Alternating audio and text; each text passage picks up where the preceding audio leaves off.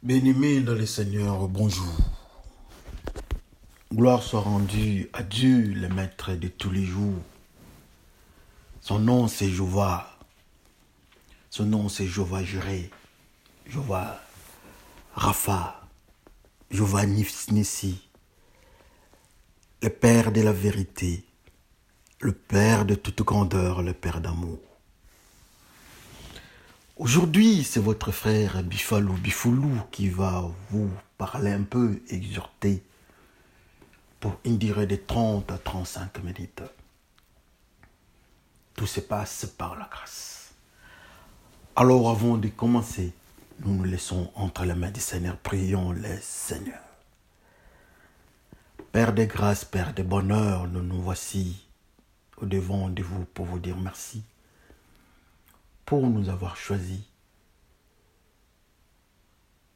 d'écouter votre parole, pour nous avoir choisi d'être la bouche que vous allez utiliser pour parler aux âmes. Assurément, ce qui viendra, qui va sortir de ma bouche, viendra aussi de vous par le guide et la conduite du Saint-Esprit.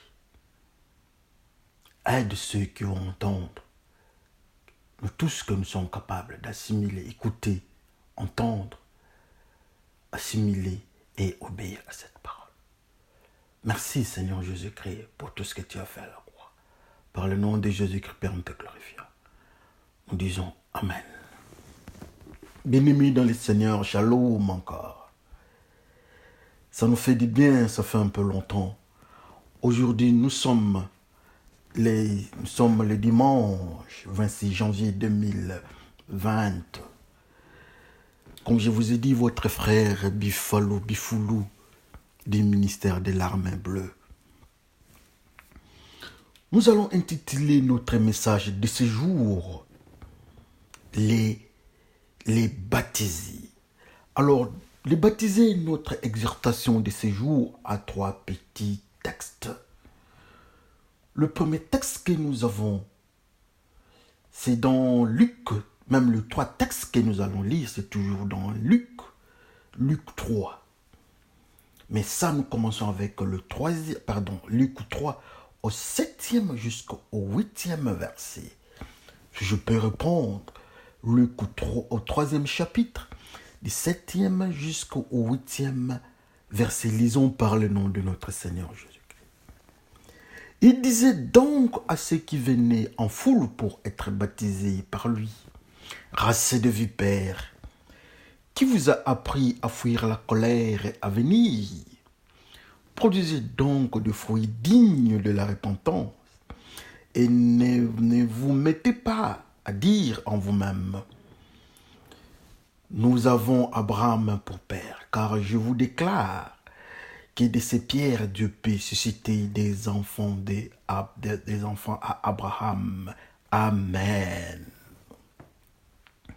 Le deuxième texte, c'est dans Luc 12 jusqu'au 14e. Luc 3, 12e jusqu'au 14e. Lisons par le nom de notre Seigneur Jésus-Christ. Il vint aussi des publicains pour être baptisés, et ils lui dirent: Maître, que devons-nous faire? Il leur répondit: n'exigez rien au-delà de ce qui vous est ordonné. Les soldats aussi lui demandèrent: et nous, que devons-nous faire? Il leur répondit: ne commettez ni extorsion ni fraude envers personne, et contentez-vous de votre solde. Et nous disons Amen. Le dernier texte, c'est dans Luc 3, au 21e jusqu'au 22e verset. Lisons par le nom de notre Seigneur Jésus-Christ. Tout le peuple s'est baptisé. Tout le peuple se faisant baptiser, Jésus fut aussi baptisé. Et pendant qu'il priait, le ciel s'ouvrit. Et le Saint-Esprit descendit sur lui sous une forme corporelle, comme une colombe. Et une voix Et nous voici entendre du ciel ces paroles. Tu es mon fils bien-aimé. En toi j'ai mis toute mon affection. Amen et Amen. Bien-aimés dans le Seigneur, c'est une grâce pour nous d'écouter la parole. Car la Bible, Dieu lui-même dit, au dernier jour, il y aura une famine. Mais pas une famine de la nourriture comme nous mangeons, nous achetons, comme nous cultivons. Mais ça sera une famine par manque de la parole de Dieu. Mais aujourd'hui, Dieu nous fait grâce pour entendre sa parole, n'est-ce pas? C'est merveilleux. 3 textes que nous avons aujourd'hui dans notre intitulé Les baptisés. Le premier texte, on nous parle des enfants d'Israël à la période de Jean-Baptiste. Jean-Baptiste est le fils de Marie-Élisabeth, la sœur de Marie, et de Zacharie. Jean-Baptiste est en train de baptiser. Il fait son travail, la voix de celui qui crie dans les déserts. Les foules, les gens viennent de différentes contrées pour voir Jean-Baptiste. On posera la question à Jean-Baptiste, que devrions-nous faire pour hériter aussi le royaume de Dieu, des cieux? Jean-Baptiste leur dira de changer de comportement, de présenter des fruits dignes de la repentance. La repentance signifie changer du mal vers le bien. Et le bien là, c'est ce que Dieu accepte. Pas le bien selon notre moralité, selon notre culture, selon notre civilisation, non. Le bien que Dieu accepte, le mal que Dieu constate, c'est ce que nous appelons la repentance. Donc quitter ce que Dieu refuse pour aller vers ce que Dieu accepte. Alors on appelle ça la repentance. Amen. Alors le deuxième texte maintenant, dans cette foule-là, il y avait 2 catégories, principalement des catégories. La première catégorie, c'était des publicains. Le publicain, ce sont ceux-là qui prennent la taxe de l'État, qui sont dans les trésors de l'État. Ils manipulent de l'argent. Ils viennent au devant de Jean-Baptiste. Ils posent leurs problèmes. Notre catégorie, nous qui travaillons, nous les serviteurs de l'État, qu'est-ce que nous devons faire? Jean-Baptiste tourne, il regarde le publicain, sachant qu'eux, ils manipulaient l'argent. Ils avaient l'argent. Ils étaient des serviteurs de l'État. Ils étaient caractérisés par un comportement. Leur dit, demandez, prenez ce qu'on vous a autorisé. Et vous connaissez l'histoire. Un des publicains que tout le monde connaît, c'est Zaché. Et je ferme la parenthèse pour Zaché. Il dit, prenez ce que la loi vous autorise. Donc répondez-vous, quittez la corruption, quittez la fraude, allez dans ce que Dieu ou la loi vous demande ou autorise. Notre groupe se présente, c'était le groupe des soldats.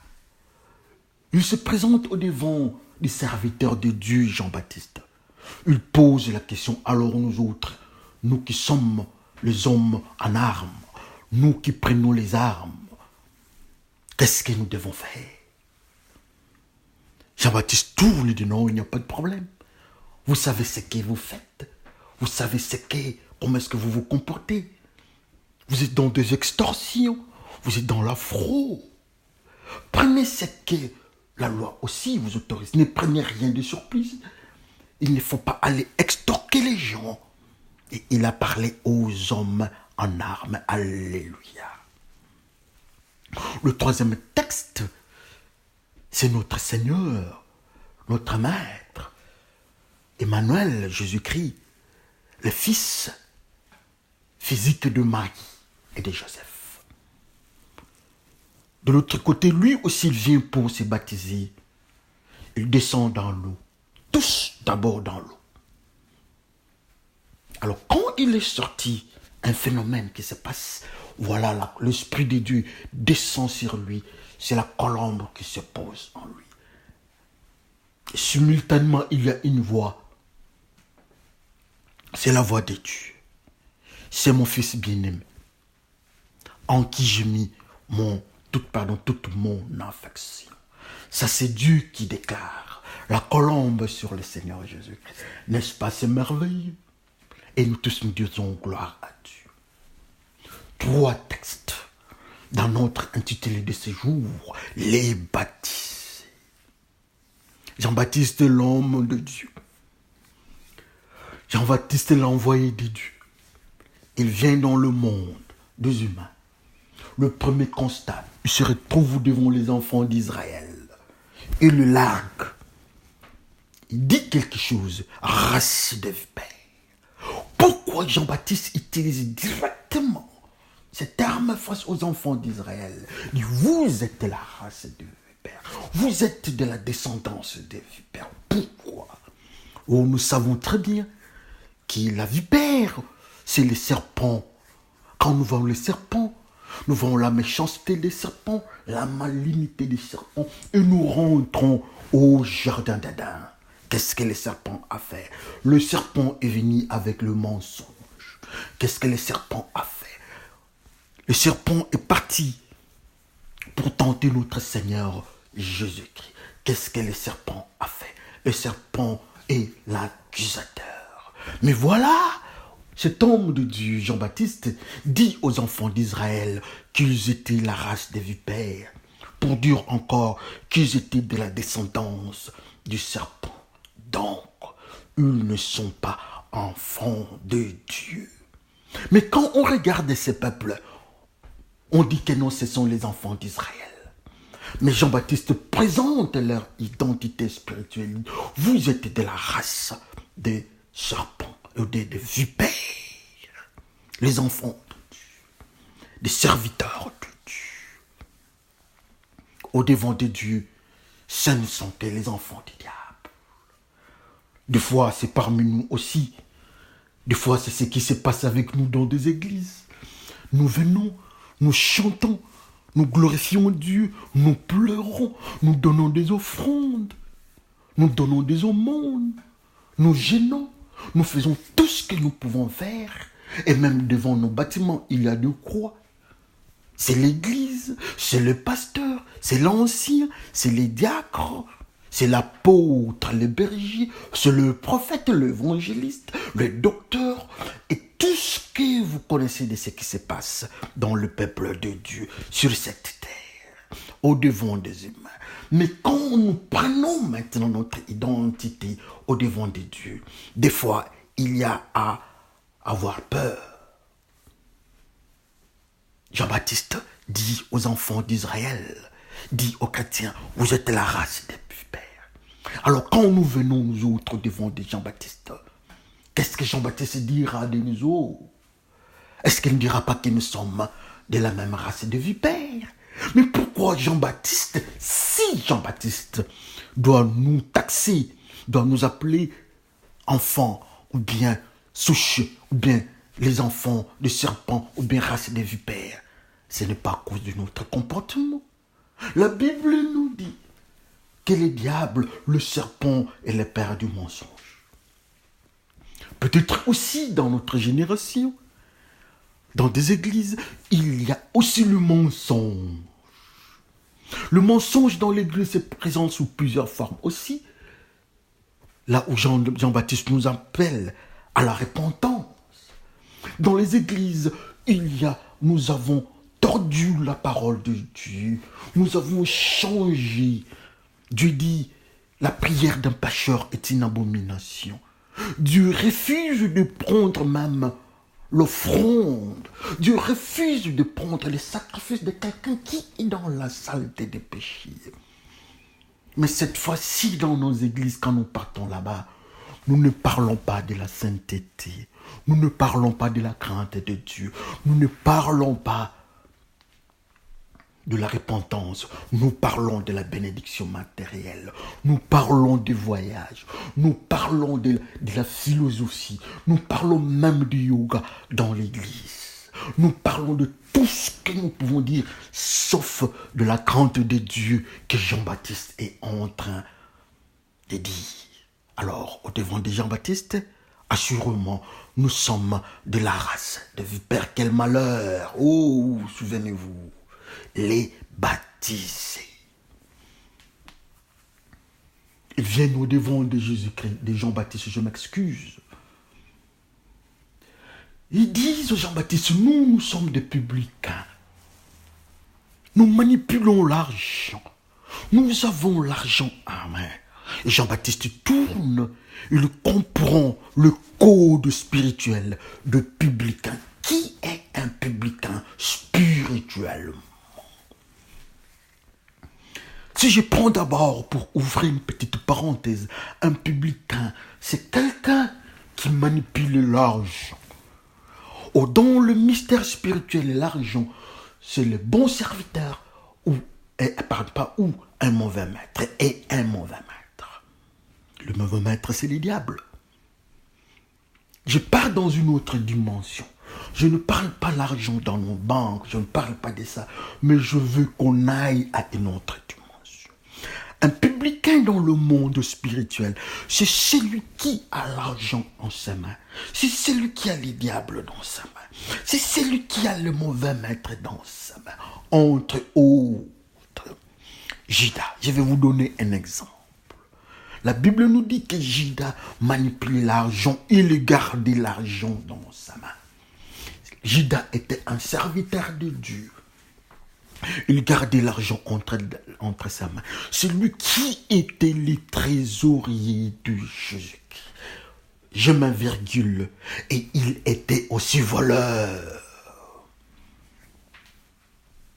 Il gardait l'argent. D'une manière ou d'une autre, il était le publicain à côté de Jésus-Christ.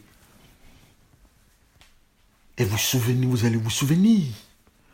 Cette odeur-là de l'argent l'a amené à la corruption des chefs de l'église, des chefs religieux.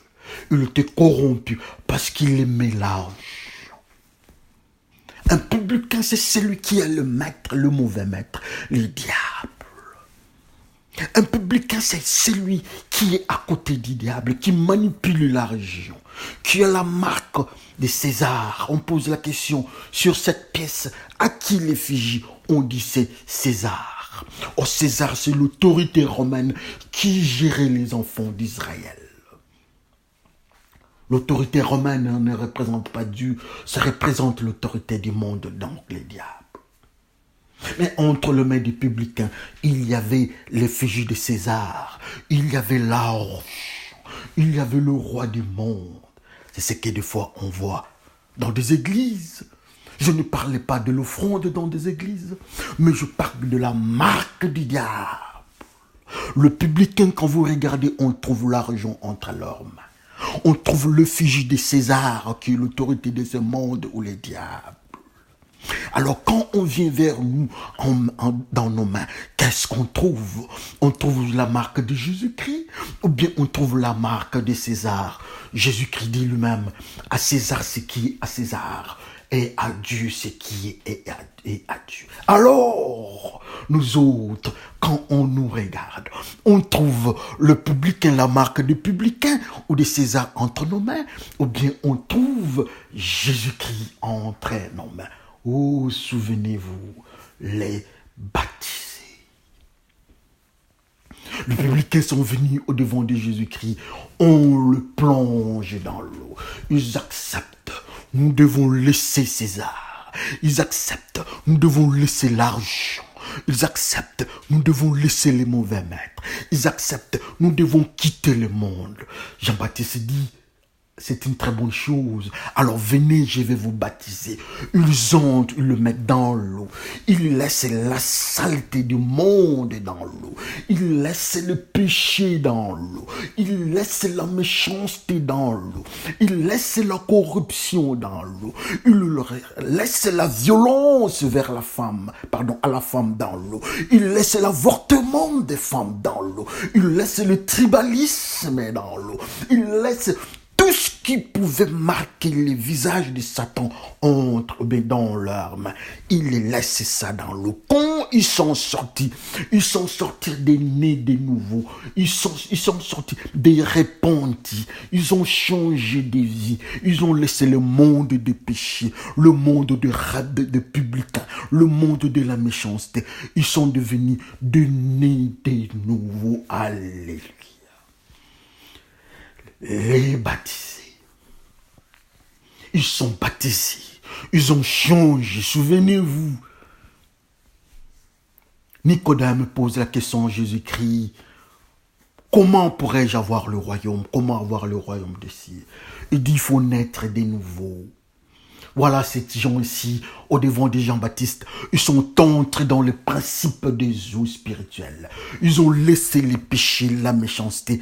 Ils sont sortis nés de nouveau, donc ils sont candidats au royaume des cieux. Alors nous, quand nous venons au devant de Jean-Baptiste, est-ce que nous sommes prêts d'entrer dans l'eau de la sainteté, de la sanctification et sortir? Est-ce que nous sommes prêts de laisser le fétiche?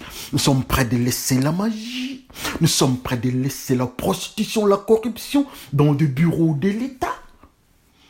Nous sommes prêts de laisser le tuerie, les assassinats, les empoisonnements. Nous sommes prêts de laisser les avortements. Nous sommes prêts de laisser la lesbianie. Nous sommes prêts de laisser l'homosexualité. Nous sommes prêts de laisser l'histoire des trans, comment on appelle ça, de changer de sexe. Nous sommes prêts de laisser, bref, ce qui est la méchanceté et accepter la sanctification comme le publicain. Jean-Baptiste est au devant de nous. Race de vipères. Montre des signes d'union de repentance.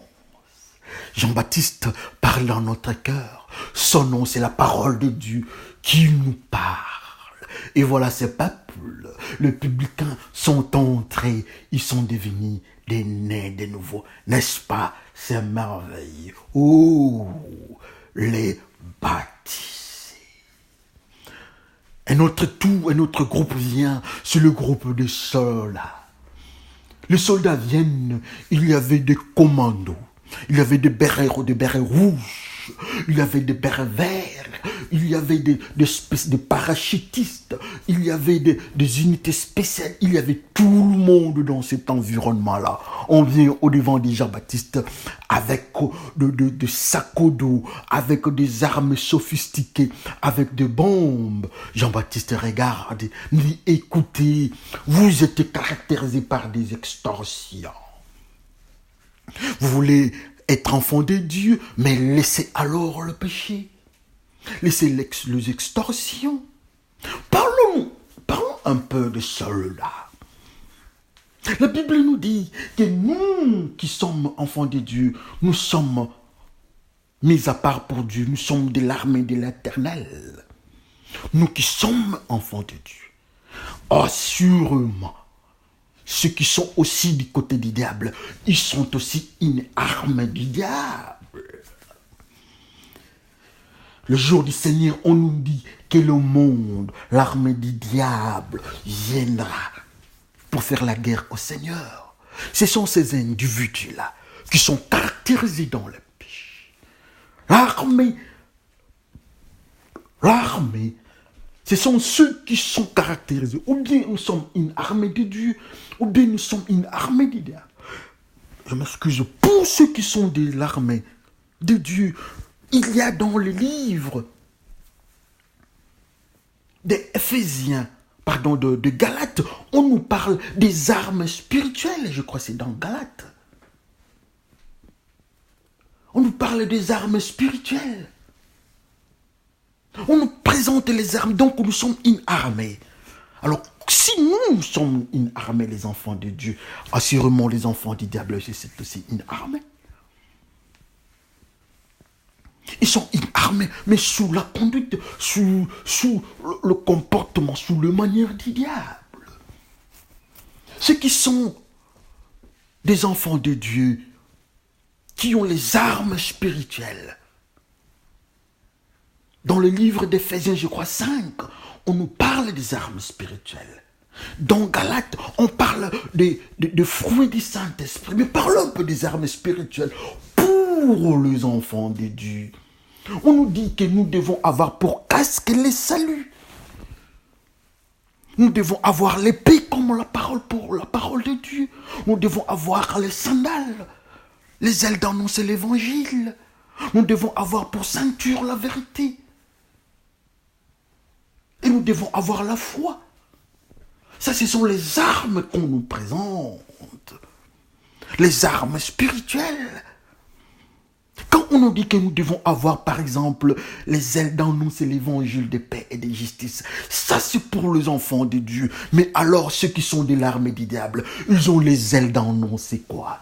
L'évangile de la guerre, l'évangile de la tribulation, l'évangile des avortements, l'évangile de l'escroquerie, l'évangile de la haine tribalo-ethnique, l'évangile du séparatisme, du racisme, l'évangile de la prostitution, l'évangile, bref, du mensonge, de péché. C'est ce qui caractérise le comportement, la tenue des enfants, les enfants qui sont dans l'armée des diables. Quand ils marchent, leur tenue, ils laissent la marque de leur sandale. Des fois, on voit les péchés. Eux, au lieu d'avoir pour épée la puissance de la parole, eux, ils ont pour épée la puissance du mensonge. La Bible nous dit que les diables est le père du mensonge. Leur arme, c'est le mensonge. Pour avoir le boulot, c'est du mensonge. Pour avoir le mariage, c'est du mensonge.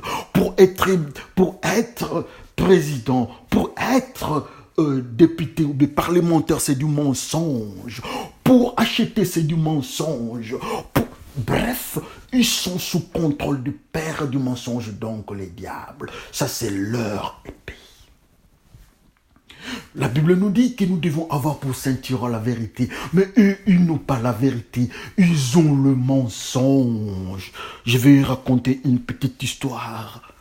Dieu dit, je vais bénir Jacob. Mais Jacob vient au devant. Il prend la tenue de son frère. Il vient mentir à son père. Il n'était plus dans la vérité, il était dans le mensonge. Mais quand il est venu au devant de Dieu pour être béni, Dieu dit non, je ne peux pas te bénir. D'abord, Jacob, quel est ton nom? Le nom de Jacob, c'est signifie menteur. Jacob était un menteur. Dieu dit non, je ne peux pas te bénir parce que toi tu es de l'armée du père du mensonge. Parce que tu es de l'armée du mensonge, les enfants du diable. Regarde, tu as pris la tenue de ton frère Ésaü. Regarde, tu as menti au devant de ton père. Et moi, je ne peux pas te bénir. Jacob insiste, Dieu dit, ok, si tu veux que je te bénisse, alors change de nom. Quitte, tu ne seras plus Jacob, mais tu seras Israël.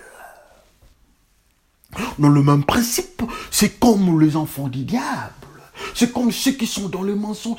Ils sont dans le mensonge, mais dans l'église, on les appelle de chrétiens. Mais au devant de Dieu, Dieu constate seulement qu'ils n'ont pas la vérité.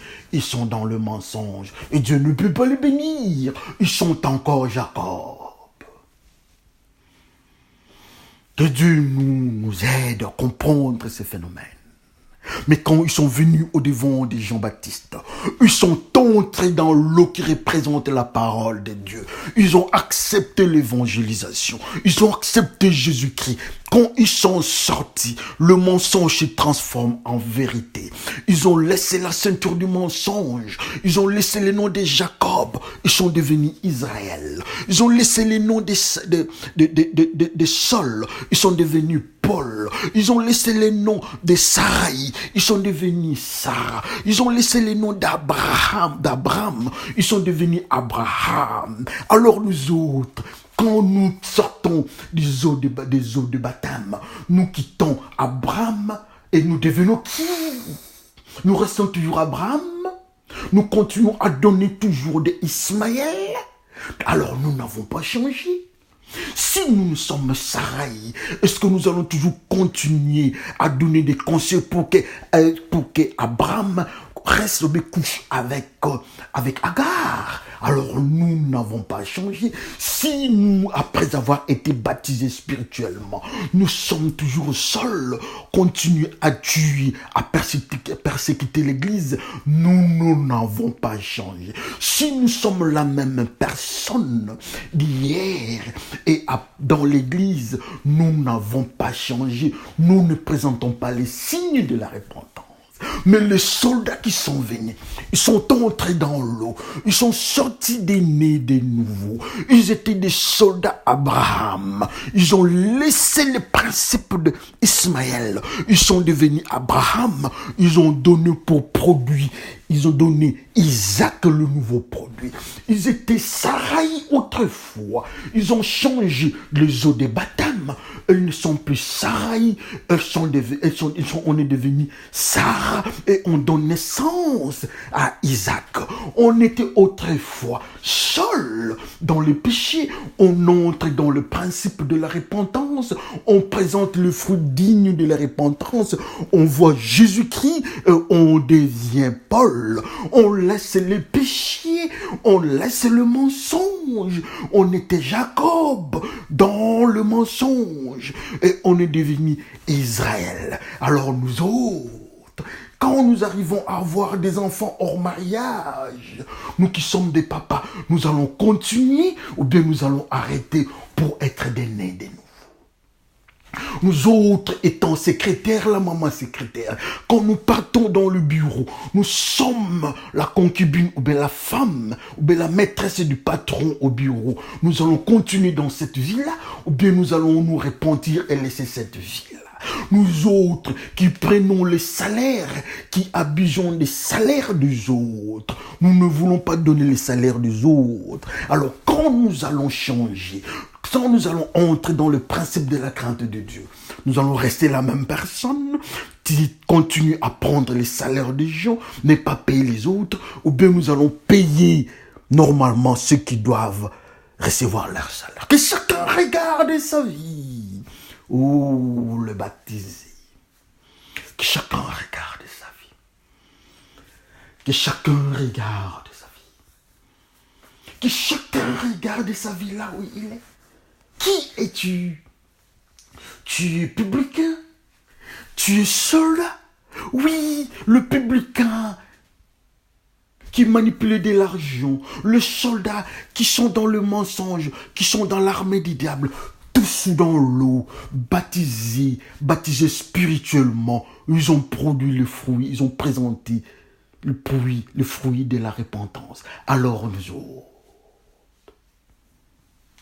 Jésus-Christ lui-même entre dans les jeux. Il marque la dernière démonstration. Il entre dans les jeux. Il sort une autre dimension. La Bible nous dit que quand nous sommes baptisés, quand nous pensons dans le mystère de Jean-Baptiste, quand nous changeons, nous étions publicains. Je vais vous raconter une petite histoire d'un publicain. Son nom, c'est Lévi. Lévi était un publicain. Quand Jésus-Christ passait, Jésus-Christ a vu Lévi. Il a dit, Lévi, suis-moi, le publicain. Lévi, le publicain, suis-moi. Lévi, le mystère de Lévi. Lévi a une origine lévite, lévitique. Ceux qui sont des sacrificateurs, ceux qui sont consacrés à la parole de Dieu. Mais Lévi était publicain. Lévi avait la manipulation, il manipulait l'argent. Dans le main de Lévi, les sacrificateurs, il y avait le mauvais maître, il y avait la marque du mauvais maître, il y avait le péché aux mains de Lévi. Mais quand Jésus-Christ a vu Lévi, il a dit: Lévi, suis-moi. Tu n'es pas un publicain, mais tu es un sacrificateur dans l'ordre de Melchisedec. Nous, peut-être nous sommes hier, nous étions des Lévis, mais des publicains. Nous étions peut-être des Lévis dans le péché, mais en entendant la parole de Dieu qui est Jésus-Christ lui-même, aujourd'hui, nous devons laisser la vie de publicain et suivre Jésus-Christ. Es-tu prêt de suivre Jésus-Christ? Il a suivi Jésus-Christ. Lévi laisse l'argent. Il laisse la vie des publicains. Zachée laisse la vie des publicains. Il suit Jésus-Christ. Alors nous autres, que chacun regarde sa vie. Je ferme la parenthèse de Lévi. Nous sommes entre Jésus-Christ lui-même entre dans l'eau. Nous avons laissé la saleté de nos péchés dans les eaux. Nous avons laissé la vie de publicains dans les eaux. L'armée des enfants de Dieu. Quand nous sommes sortis, la Bible nous dit que nous avons un beau visage. Comme Joseph, nous avons un beau visage. Comme Sarah, nous avons un beau visage. Comme Rebecca, comme tous ceux qui sont serviteurs de Dieu. On dit toujours beau visage, beau visage, beau visage. Mais pour le tour de Jésus-Christ, Jésus-Christ entre dans l'eau. Jésus-Christ, la sainteté, entre dans l'eau. Il entre dans l'eau. La Bible nous dit que Jésus-Christ, Dieu a tant aimé le monde qu'il a donné son Fils Jésus-Christ, afin que quiconque croit en lui ne périsse point, mais qu'il ait la vie éternelle. Nous sommes entrés dans le zoo. Nous avons laissé notre saleté là-bas. Notre saleté, nos péchés nous attendaient toujours là-bas. On devait payer les prix. Mais nous sommes sortis très propres le jour de baptême spirituel, le jour de la repentance. Mais quand Jésus-Christ est entré dans sa sainteté, lui qui est saint, il le laisse. Il le prend, il sort avec nos péchés. Et bien la Bible nous dit que le visage de Jésus-Christ n'était pas attirant. Ça ne pouvait pas attirer quelqu'un. Vous savez pourquoi? Pour la simple raison, la Bible nous dit que les publicains sont entrés dans l'eau. Ils ont laissé leurs péchés là-bas. Les soldats sont entrés dans l'eau. Ils ont laissé les péchés là-bas. Le masturbateur sont entrés là-bas. Ils ont laissé là. Les avorteurs ont laissé. Les criminels ont laissé. Le magicien ont laissé. Jésus qui est entré là-bas. Il a pris nos péchés. Et quand il est sorti, on ne pouvait plus les reconnaître. Jésus-Christ n'est plus beau du visage. Il a pris nos péchés. Il est sorti laid. Personne, son visage ne pouvait pas attirer quelqu'un à cause de nos péchés. Il a pris nos péchés. Il a pris tout ce qui nous condamnait. Il a pris ça. Quand il est sorti avec nos péchés, Dieu a dit oui, c'est ça la mission. La mission est accomplie. Alors le système, Dieu enclenche le système. Il a dit, voilà mon fils. Avec le péché des hommes, le Saint-Esprit descend dans Jésus-Christ parce qu'il a accompli sa mission. Il prend le péché de ceux qui se sont répandus. Il prend le péché des magiciens, le péché de tous ceux qui sont dans la méchanceté. Il prend ça, il avance et le Saint-Esprit vient avec les cachets, n'est-ce pas, c'est merveilleux. Oh, souvenez-vous, les baptêmes, je m'excuse, le baptême de soldats, le baptême de publicains, le baptême de Jésus-Christ lui-même, avec deux réactions différentes. Pour les soldats et publicains, ils sont sortis propres, avec un beau visage. Mais quand Jésus-Christ est entré dans la même eau, il est sorti sale, il a pris nos péchés. Pourquoi ne pas aller vers Jésus-Christ? Allons vers Jésus-Christ, il va prendre nos péchés. Même si nous avons avorté plus, on ne peut plus compter le nombre d'enfants, de bébés, de fœtus que nous avons jetés. Jésus-Christ va prendre ces péchés-là, à condition qu'on laisse la vie des péchés, à condition qu'on change d'aine. Quand nous venons avec nos mensonges, nous laissons sur Jésus-Christ, il pense. Quand nous venons avec tout ce qui est criminalité, Jésus-Christ pense. Jésus-Christ frappe à la porte. Il nous cherche. Jean-Baptiste crie dans les déserts. Jean-Baptiste dans les déserts, il crie. Le monde est le désert. Le monde que nous vivons est le désert. Et Jean-Baptiste crie. Il nous appelle. Le publicain qui sont au Danemark, le publicain qui sont en Scandinavie en général, le publicain, le soldat spirituel qui sont dans le monde, en Afrique, en Australie, Océanie, en Europe, aux États-Unis, de l'autre côté chez les Arabes, les frères qui sont des musulmans, encore musulmans, ils sont publics. Ceux qui sont bouddhistes, ils sont publics.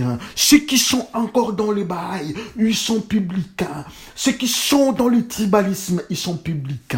Ceux qui sont dans tout ce qui est péché, dans l'animisme, ils sont publics. Jésus-Christ est prêt à prendre nos péchés. Il veut nous rendre purs, il veut nous purifier et nous serons appelés nés de nouveau. Et quand nous serons appelés nés de nouveau, nous qui sommes dans les déserts, nous qui suivons la parole de Jean-Baptiste, la parole de Dieu, nous serons de beaux visages comme Joseph. Nous serons de beaux visages comme Sarai. Nous serons des beaux visages comme Isaac. Nous serons des beaux visages comme Marie. Nous serons des beaux visages comme Marie-Élisabeth. Nous serons des beaux visages comme Marthe, la sœur de Lazare. Nous serons des beaux visages comme Marie. Nous serons des beaux visages comme Lazare, le ressuscité, l'ami de Jésus-Christ, en une seule condition, venant en Jésus-Christ. Que chacun regarde sa vie. Que le Seigneur vous bénisse. Souvenez-vous, les baptisés, il y a eu de publicains, de soldats qui sont sortis nés de nouveau. Et Jésus-Christ qui entre dans les baptêmes ici aussi, baptisé, mais il sort sale. Et le jour de la croix, on a craché sur lui. On l'a maudit à cause de nos péchés. Mais il est prêt à prendre encore plus. Que le Seigneur vous bénisse. Mettons-nous en prière. Le Dieu merveilleux, le Dieu de tous les jours, nous reconnaissons être pécheurs. Nous sommes malheureux. Nous sommes les enfants du diable. Nous sommes de l'armée du diable. Nous sommes les soldats du diable. Nous sommes des publics. Nous sommes comme Zachée dans l'ancienne vie. Nous sommes comme Lévi dans l'ancienne vie. Mais nous venons au-devant de toi pour te dire d'abord merci pour cette parole libérée par Jean-Baptiste qui nous enseigne comment nous devons nous baptiser, comment nous devons laisser nos péchés en Jésus-Christ. Et Jésus-Christ est là pour prendre nos péchés. Seigneur Jésus-Christ, merci pour tout ce que tu as fait pour nous à la croix. Père, par le nom de Jésus-Christ, nous te glorifions. Et nous disons tous Amen. Que le Seigneur vous bénisse et à la prochaine. Merci.